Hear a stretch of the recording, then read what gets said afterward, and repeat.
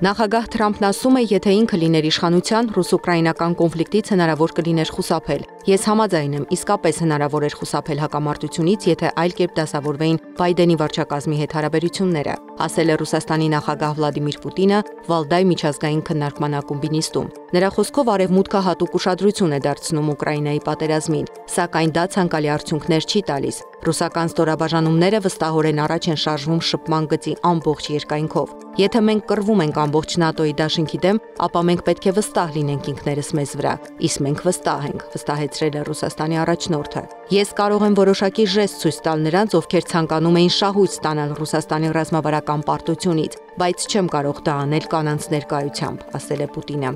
Опять могу показать определенный жест, не могу этого сделать в присутствии дам. Նորվեգիայում Ռուսաստանի հետ սահմանին անցկացվող զորավարժությունների ժամանակ անհետացել է 5 զինծառայող։ Հաղորդվում է, որ սկզբում անհետացել էր 10 զինծառայող, որոնցից 5-ը գտնվել են որոնողական աշխատանքների արդյունքում։ Վարկածներից մեկի համաձայն նրանք մոլորվել են։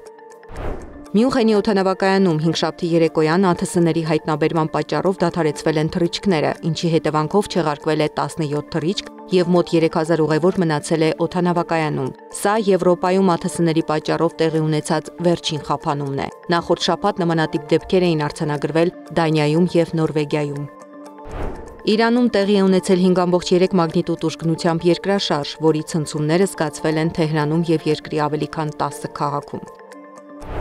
Իրանի մայրաքաղաքի տեղափոխումն ընտրություն չէ, այլ անհրաժեշտություն, հայտարարել է երկրի նախագահ Մասուդ Փեզեշքյանը։ Խամենեիի հետ հանդիպման ժամանակ ես առաջարկեցի մայրաքաղաքը տեղափոխել Պարսից ծոց։ Երբ այդ հարցը դարձավ լրատվամիջոցներում քննարկման թեմա, ոմանք քննադատեցին այն, բայց այսօր տեսնելով խնդիրները, մենք հասկանում ենք, որ այդ առաջարկը պարտավորություն է, այլ ոչ թե ընտրություն, շեշտել է Փեզեշքյանը։